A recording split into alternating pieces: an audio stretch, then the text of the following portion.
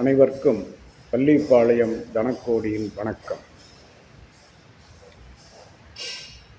சென்ற பதிவில் ஒரு பொருளோ ஒரு நபரோ காணாமல் போனால் எப்படி கண்டுபிடிப்பது என்பதை பற்றி பார்த்தோம். நட்சத்திரங்களை மட்டுமே வைத்துக்கொண்டு பிரசன்னம் இல்லை, இந்த நட்சத்திரத்தில் காணாமல் போனால் இது நடக்கும் என்பது போல. அதே போல இந்த பதிவில் ஒரு கிணறு வெட்ட ஆரம்பிக்க வேண்டும், ஒரு குளம் வெட்ட ஆரம்பிக்க வேண்டும் என்றால் எந்த நட்சத்திரத்தில் செய்தால் சிறப்பாக இருக்கும் என்று நம் முன்னோர்கள் எழுதி வைத்துள்ளார்கள்.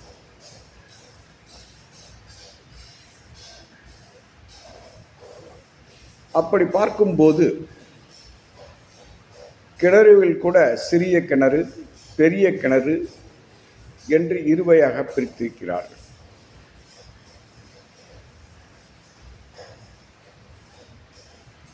இதில் செய்தால்தான் அங்கு தண்ணீர் கிடைக்கும், அது சிறப்பாக இருக்கும், நல்ல வகையில் பயன்படும் என்று உறுதியாக சொல்லியிருக்கிறார்கள்.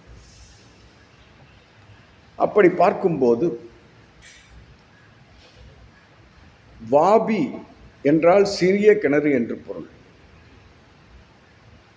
இந்த வாபி என்ற கிணறை வெட்டுவதற்கு ஏற்ற நட்சத்திரம் சுவாதி, அஸ்வினி, பூசம், அஸ்தம், புனர்பூசம், ரேவதி, சதயம் ஆகிய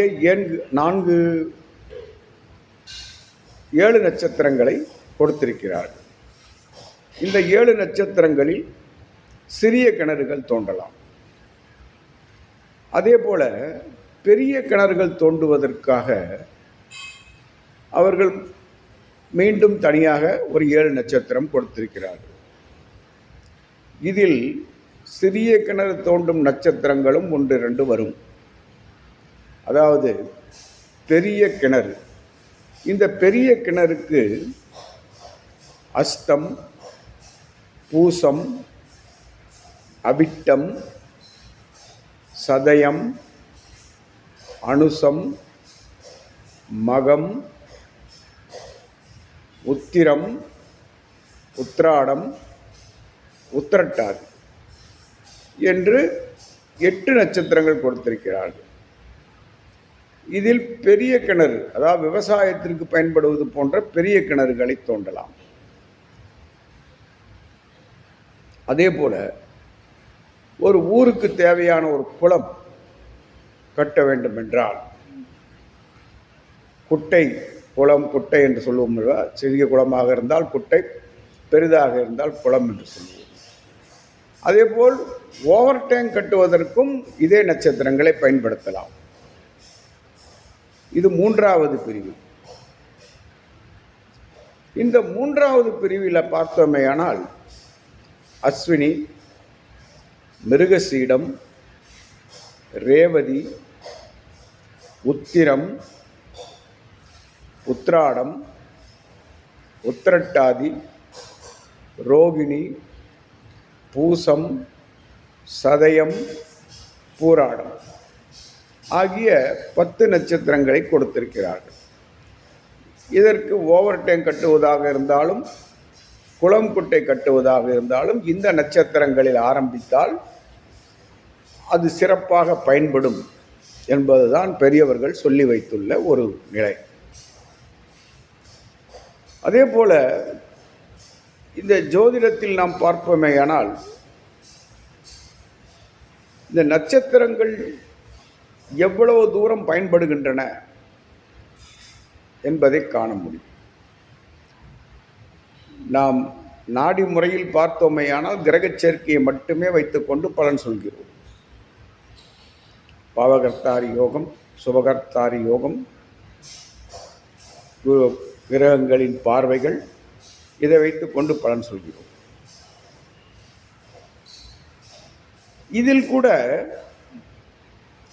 நாடி ஜோதிட விதிப்படி ஒரு போர் போட வேண்டுமென்றால் ராகு, சுக்கிரன், சந்திரன்.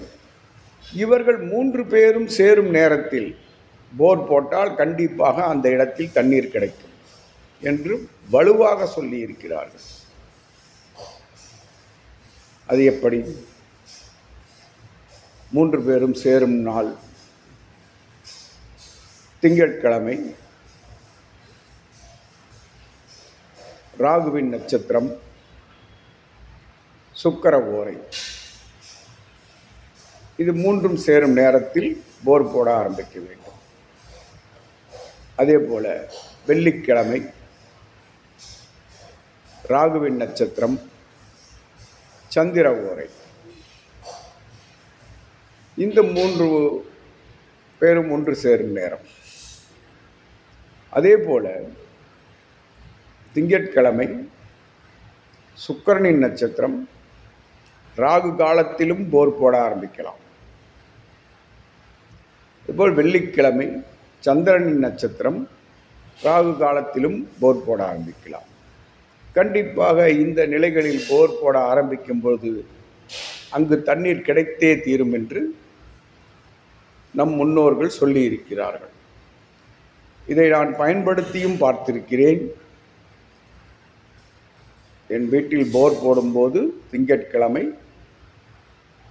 ராகுவின் நட்சத்திரம், சுக்கிர ஓரையில் போர் போட்டேன். தண்ணீர் வந்தது. பக்கத்து வீட்டில் 1000 அடி போட்டு தண்ணீர் கிடைக்கவில்லை, எனக்கு 500 அடியில் தண்ணீர் கிடைத்தது. நம் முன்னோர்கள் எதை சொல்லியிருந்தாலும் அதை ஆழ்ந்து அனுபவித்தே சொல்லி இருப்பார்கள் என்பது இதன் மூலம் நிரூபணமாகிறது. ஏனென்றால் நம் ஜோதிடத்தில் வந்துதான் எல்லோருமே எதை எப்போது செய்யலாம் என்று கேட்கிறார்கள். இந்த சூட்சமங்களை நாம் மனதில் கொண்டால் வருபவர்களுக்கு சரியான வழிகாட்ட முடியும். இப்படி நட்சத்திரங்களுக்கு எவ்வளவு பலன்கள் இருக்கின்றன என்பதையும் கவனிக்க வேண்டும். கிரகச் சேர்க்கையை மட்டுமே வைத்துக்கொண்டு பலன் சொல்வதற்கு முற்படும் போது சில சமயங்களில் இந்த நட்சத்திரங்களையும் பார்க்கவில்லை என்றால் பலன் மாறுபட்டுவிடும். நம் ஜோதிடத்தில் சொல்கிறோம் அல்லவா, சாரம் பார்க்கவில்லை என்றால் சோரம் போகும் என்று. ஆகவே நட்சத்திரங்களையும் கவனித்து பலன் சொல்வோம். நட்சத்திரங்களுக்கு எவ்வளவு சக்தி இருக்கிறது என்பதை நம் முன்னோர்கள் கூறியுள்ள இந்த கிணறு தோண்டுவது, போர் போடுவது, மேல்நிலை தொட்டி கட்டுவது, குளம் குட்டை கட்டுவது போன்று நிலைகளில் நாம் அதன் நட்சத்திரங்களின் சக்திகளை உணர முடியும். அனைவரும் இதை பயன்படுத்தி வெற்றி பெறுவோம். நன்றி, வணக்கம். மேலும் விவரங்களுக்கு என்னை தொடர்பு கொள்ளலாம். எனது ஃபோன் நம்பர் 94 87 31 33 00 மற்றும் 93 64 11 12 94. வாழ்க வளமுடன்.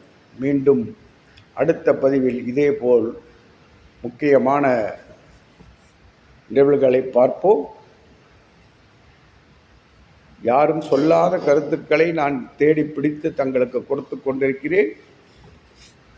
பயன்படுத்தி கொள்ளுங்கள், பயன்பெறுங்கள். சந்தேகங்களுக்கு என்னை அழையுங்கள். ஜோதிடம் பார்க்கவும் என்னை அழைக்கலாம். வணக்கம்.